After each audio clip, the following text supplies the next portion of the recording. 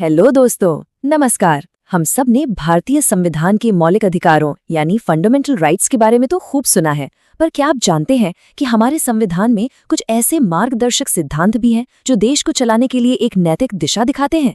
इन्हें संविधान की आत्मा या उसका ज़मीर भी कहा जाता है। तो आज हम इन्हीं डायरेक्टिव प्रिंसिपल्स यानी निर्देशक सिद्धांतों को आसान भाषा में समझेंगे। आज हम देखेंगे कि ये सिद्धांत आखिर हैं क्या, फिर सामाजिक न्याय और कल्याण से जुड़े कुछ अहम सिद्धांतों पर बात करेंगे।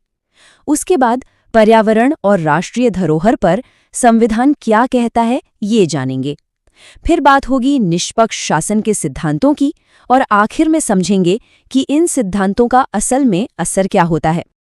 तो चलिए शुरू करते हैं। हम बात कर रहे हैं संविधान के भाग 4 यानी पार्ट 4 की, जिसमें ये डायरेक्टिव प्रिंसिपल्स दिए गए हैं। ये वो आदर्श हैं जिन्हें कानून बनाते और लागू करते समय सरकार को ध्यान में रखना चाहिए। अब मौलिक अधिकारों और इन सिद्धांतों में एक बहुत बड़ा फर्क है। देखिए, फंडामेंटल राइट्स वो अधिकार हैं जो हमें मिले हैं और अगर सरकार उन्हें छीनती है तो हम सीधे कोर्ट जा सकते हैं। वो बताते हैं कि सरकार क्या नहीं कर सकती। दूसरी तरफ डायरेक्टिव प्रिंसिपल्स सरकार को बताते हैं कि उसे क्या करना चाहिए एक बेहतर न्यायपूर्ण समाज बनाने के लिए, पर इनके लिए आप कोर्ट नहीं जा सकते। तो सवाल ये उठता है कि अगर हम इन्हें लागू करवाने के लिए सरकार पर केस ही नहीं कर सकते तो फिर इनका फायदा क्या है, ये इतने जरूरी क्यों है? चलिए इसी सवाल का जवाब आज हम ढूंढेंगे। सबसे पहले बात करते हैं सामाजिक न्याय और कल्याण की। इसमें आर्टिकल 40 और 47 बहुत ही अहम भूमिका निभाते हैं। ये सिद्धांत इस बात पर जोर देते हैं कि सरकार की जिम्मेदारी सिर्फ देश चलाना नहीं, बल्कि हर नागरिक का कल्याण सुनिश्चित करना भी है। आर्टिकल 46 को ही ले लीजिए। ये साफ साफ कहता है कि सरकार की ये जिम्मेदारी है कि वो समाज के कमजोर वर्गों, खासकर शेड्यूल्ड कास्ट्स और शेड्यूल्ड ट्राइब्स के शैक्षिक और आर्थिक हितों का विशेष ध्यान रखे और उन्हें हर तरह के सामाजिक अन्याय से बचाए। मतलब ये कि सरकार को सक्रिय रूप से इन समुदायों के उत्थान के लिए काम करना होगा। और ये सिर्फ किताबों में लिखी बात नहीं है, इसका असर असल दुनिया में दिखता है। जैसे ये नंबर देखिए, 27% ये सरकारी नौकरियों और केंद्रीय शिक्षण संस्थानों में अदर बैकवर्ड क्लासेस यानी ओबीसी के लिए आरक्षण है। ये आरक्षण मंडल कमीशन की सिफारिशों पर लागू हुआ था और मंडल कमीशन की सोच की जड़ें कहीं न कहीं आर्टिकल 46 की इसी भावना में थी कि जो वर्ग पीछे रह गए हैं उन्हें आगे लाने के लिए खास कदम उठाने होंगे। तो देखिए कैसे एक सिद्धांत एक बहुत बड़ी नीति का आधार बन गया। अब बात करते हैं आर्टिकल 47 की।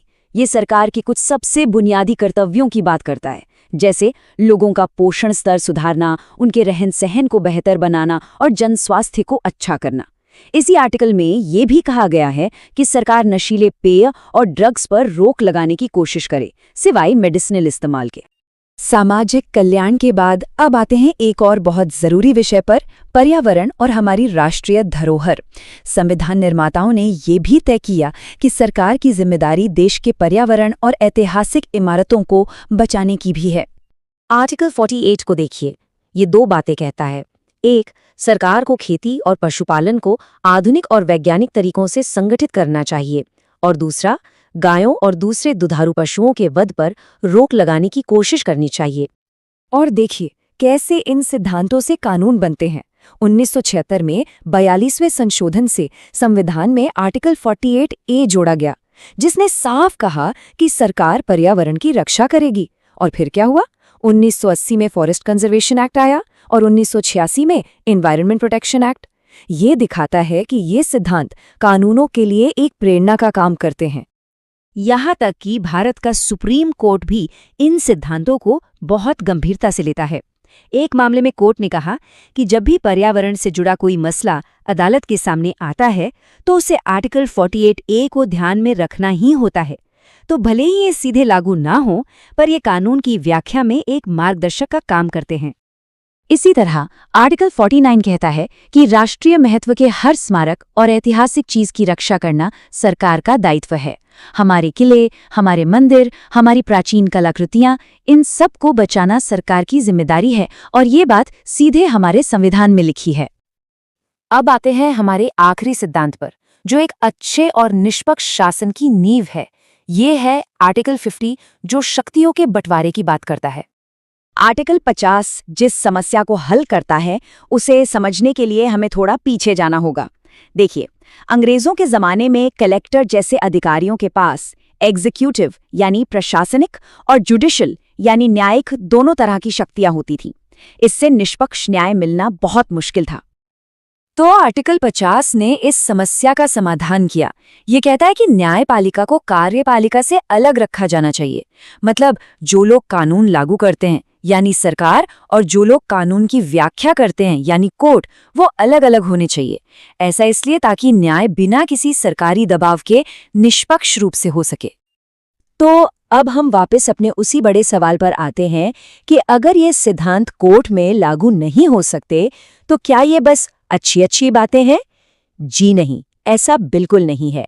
गैर बाध्यकारी होने का मतलब गैर जरूरी होना नहीं है। इन सिद्धांतों की असली ताकत ये है कि ये कानून बनाने वालों के लिए एक नैतिक कंपास की तरह काम करते हैं।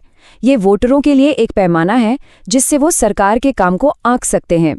ये अदालतों के लिए संविधान और दूसरे कानूनों को समझने का एक जरिया है, और इसीलिए इन्हें संविधान का ज़मीर कहा जाता है। तो चलिए एक बार जल्दी से दोहराते हैं। आर्टिकल 46 कमजोर वर्गों के उत्थान की बात करता है। आर्टिकल 47 जन स्वास्थ्य को बेहतर बनाने की। आर्टिकल 48 और 48A खेती और पर्यावरण की रक्षा का निर्देश देते हैं।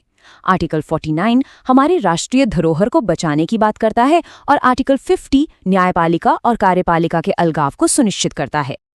तो आखिर में ये निदेशक सिद्धांत एक तरह से सरकार के प्रदर्शन का लिटमस टेस्ट है। ये वो आदर्श हैं जिन्हें पाने के लिए देश को लगातार कोशिश करनी है। तो ये सवाल हम सबके लिए है, क्या हमारा देश अपने ही बनाए इन ऊंचे आदर्शों पर खरा उतर पा रहा है? सोचिएगा जरूर।